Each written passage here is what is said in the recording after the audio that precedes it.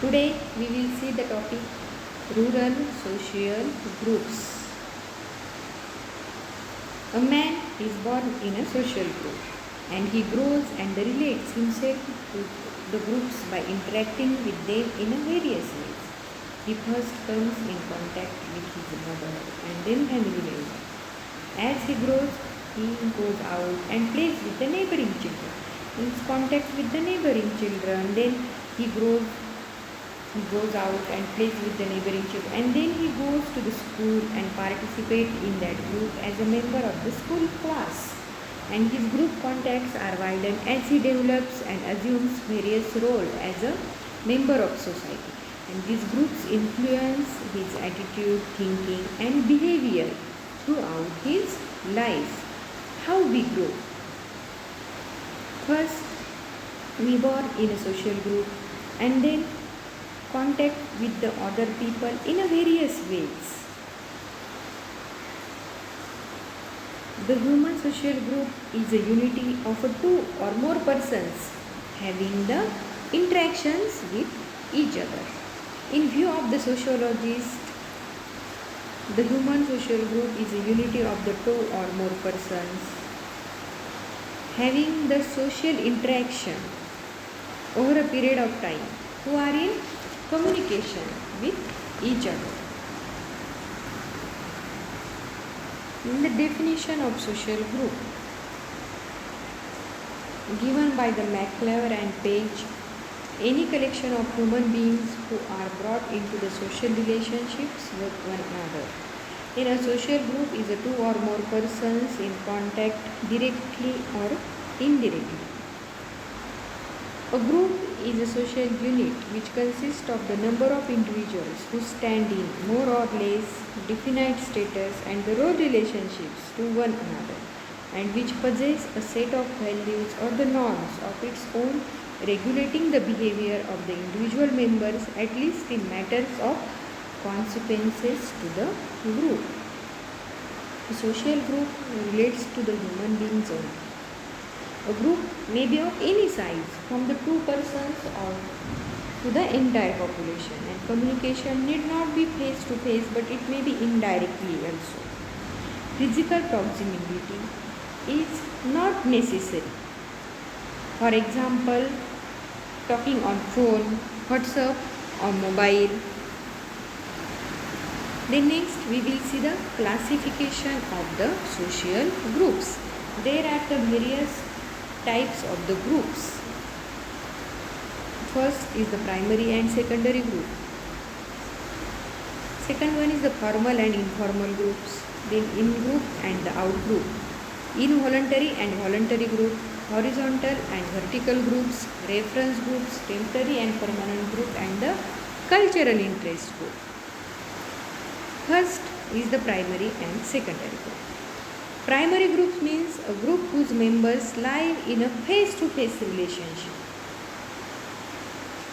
Face-to-face interaction and having the informal personal relationship and a definite we feeling on the part of the members called as a primary group. Example of a primary group is family.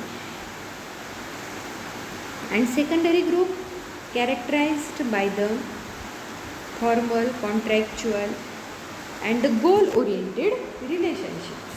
Secondary groups are large. We will see the comparison between the primary and the secondary group. Primary group is small in size. Secondary group is large in size. In primary group, personal and intimate relationships among the members. In secondary group, there is the impersonal and indirect relationships among the members. In the primary group, there is much face-to-face communication. In secondary group, there is a little face-to-face communication. Contact mostly through the other communication medium. Primary group members are together over a long period of time. Mostly the permanent membership. And in secondary group, there is a temporary membership. Members spend relatively little time together. Then in primary group, relations among members are mostly informal In secondary group, relations are formal. Primary group members are well acquainted and have a strong sense of loyalty or we feeling. And in secondary group, members are not well acquainted and anonymity means vagueness prevails. In primary group, informality is most common. Group usually does not have a name, office or a regular meeting place. And in secondary group, formality prevails. Group often has a name, office and a regular meeting place. Examples: family is the example of a primary group, and in a secondary group, political party, cooperative societies, clubs, farmer union and trade unions are the examples of the secondary group. Then the next one is the formal and informal. In short, we will see the formal groups are organized, have a membership role, definite roles, rules or the procedures of operation and rigidly enforce behavior of its members, called as a formal group. And informal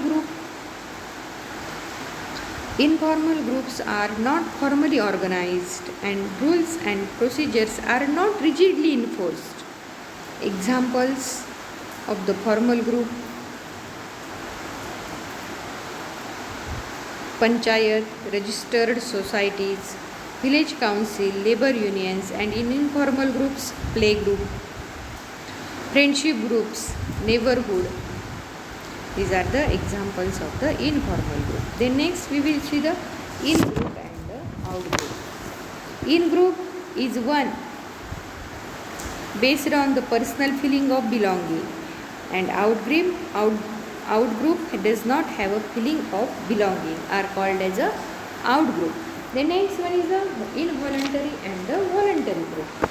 Involuntary group is one for the membership of which an individual does not have any choice or is not required the efforts, called as a involuntary. Membership by birth or residence such as family, neighborhood, community. And voluntary group is one for the membership of which one has to have some deliberate choice or put in some conscious effort, cooperative society, youth clubs. The next one is the horizontal and vertical group.